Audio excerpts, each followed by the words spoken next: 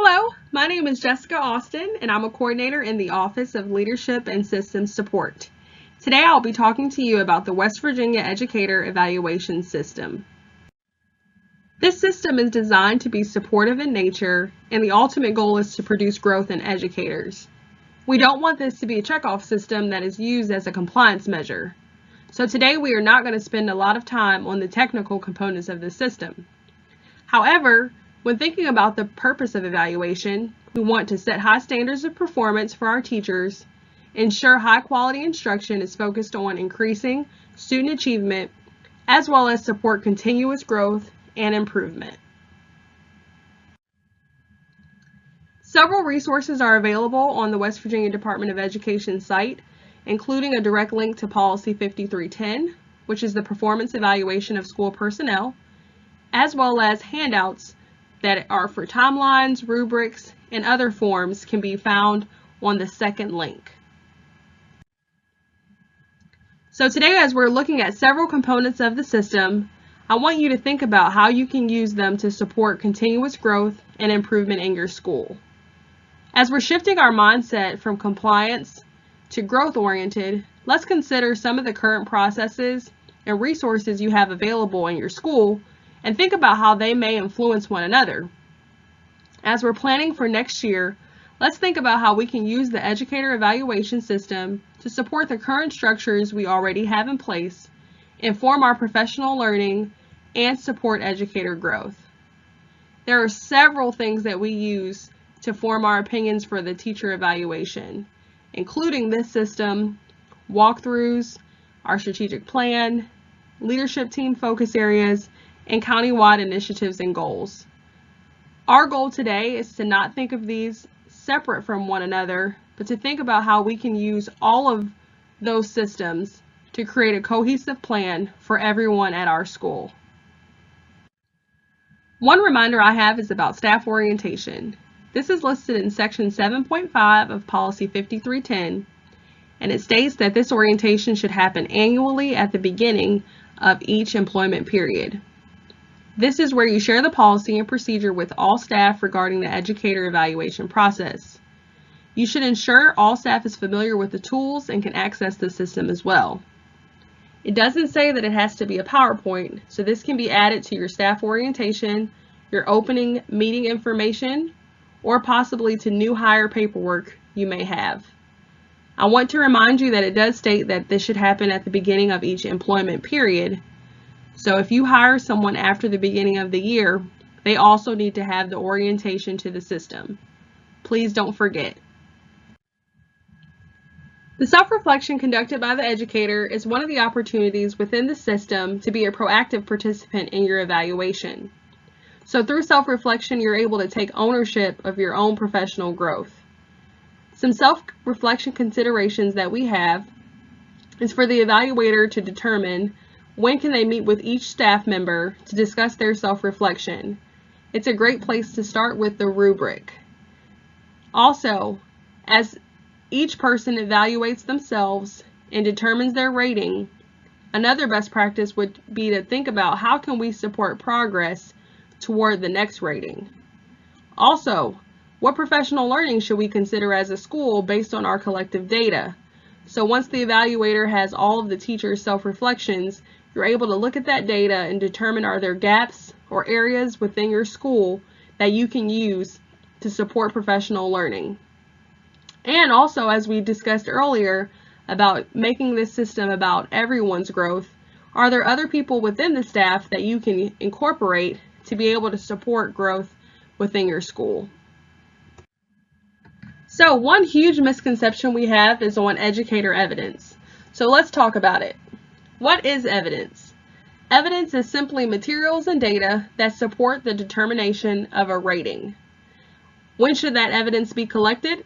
It should be collected throughout the entire school year, but it must be completed by the actual evaluation conference. So how much evidence is really needed?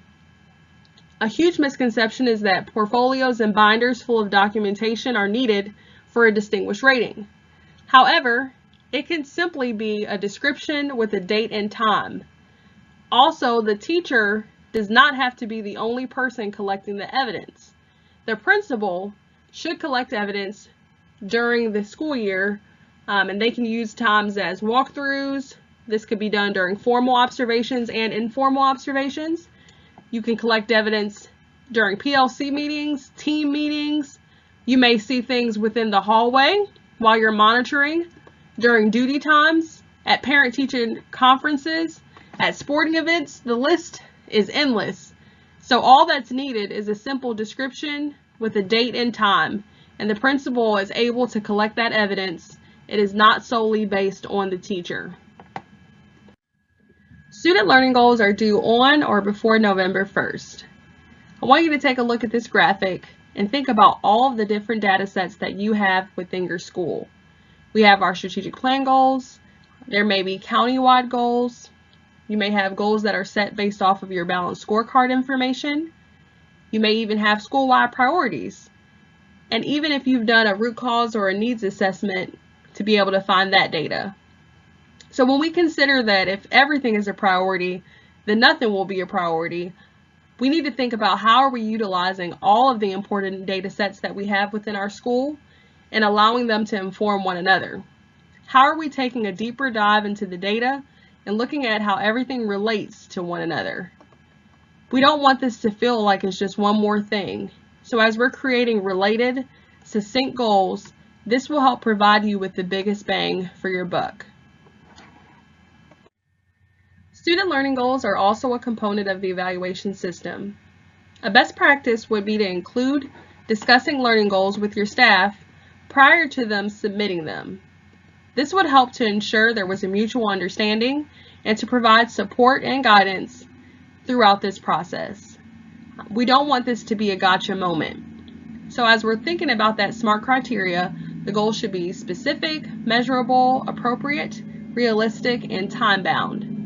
If you note, evaluators may request goals be modified if they feel that they are not rigorous enough or do not meet their standards. There are 3 progressions in the teacher evaluation system.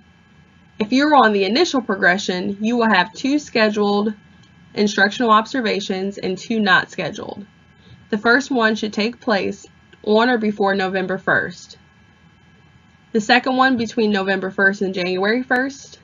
The third between January 1st and March 1st. And the fourth one between March 1st and May 1st. Teachers on the intermediate progression will also have 1 scheduled and 1 not scheduled. The first one should take place on or before November 1st, and the second one on or before May 1st.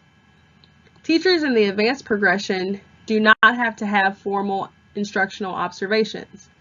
However, even if you are not formally observing an advanced teacher, you must be in their classrooms and observing them teaching throughout the year to be able to provide a summative evaluation at the end of the year. Teachers in the advanced progression may request that they have a formal observation with the time frame established by that teacher and the principal. Please also note that as an evaluator, you may observe teachers at any time.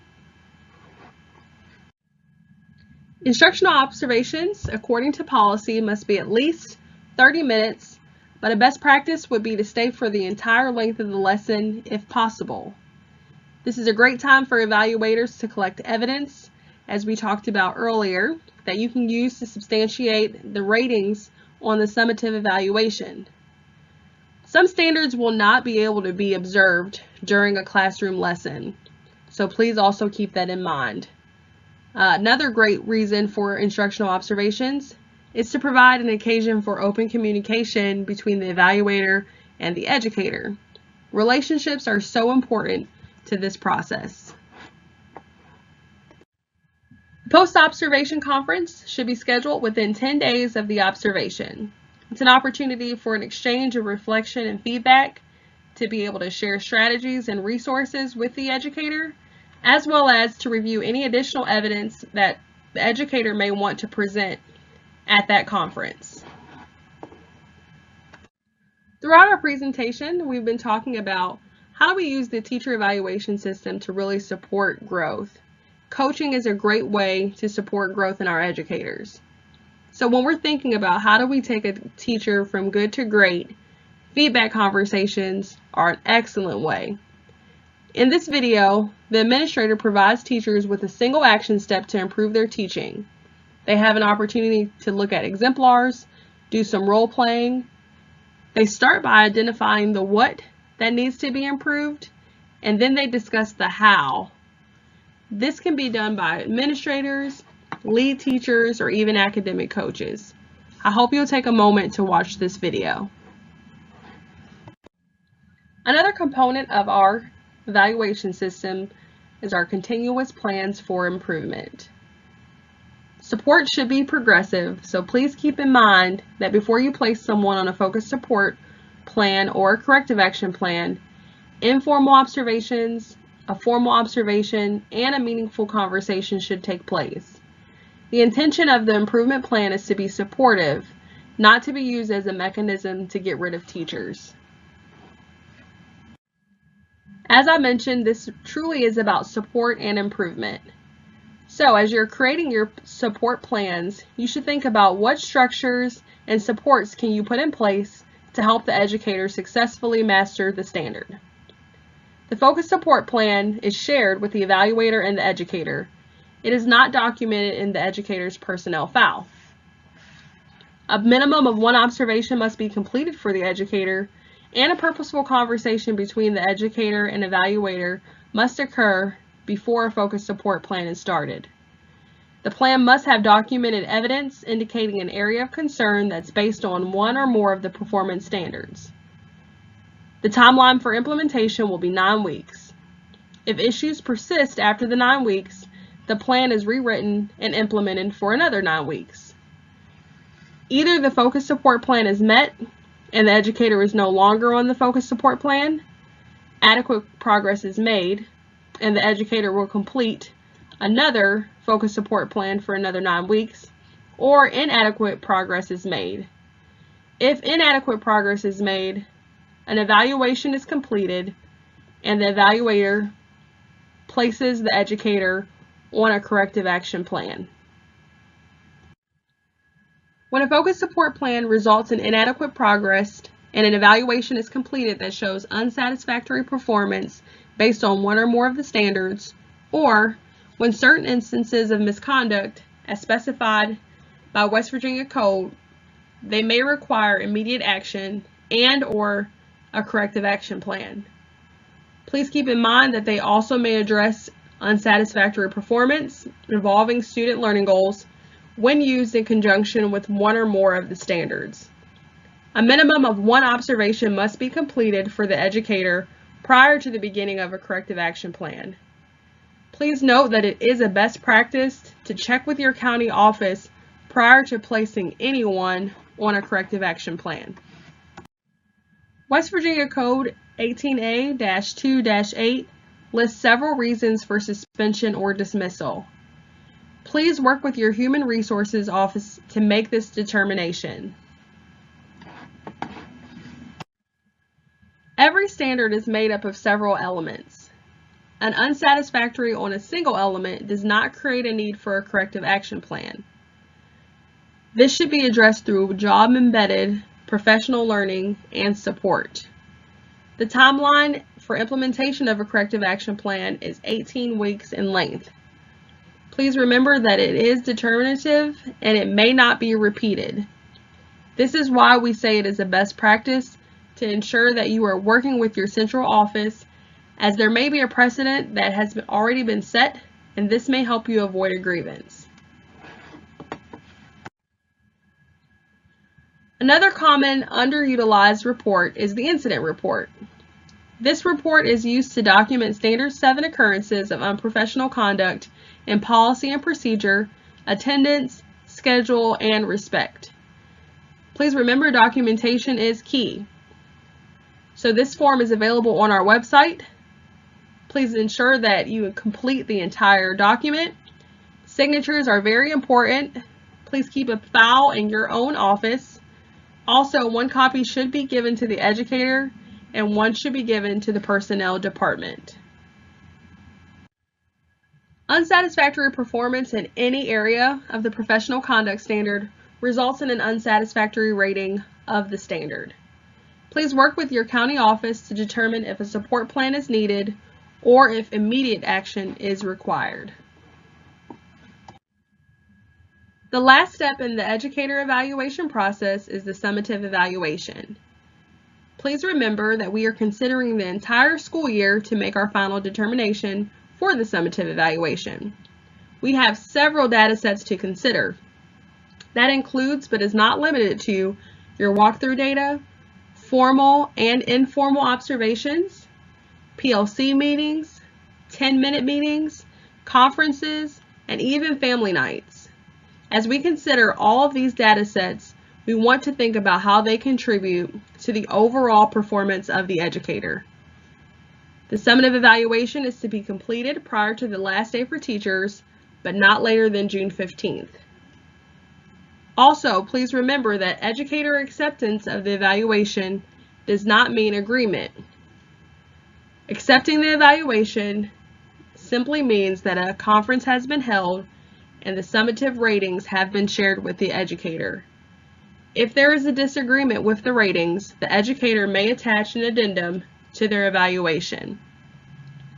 Once you have all of the data for the entire year, consider reviewing it to see how you can use that information to inform the professional learning for your staff for the next school year. As we talked about earlier, we really want to use this system to support educator growth. Please consider, do you have distinguished teachers that could lead specific work around certain standards? Is there an area in your data that a majority of your staff members really struggle with and need additional support? Please use all of your data to inform your school improvement processes.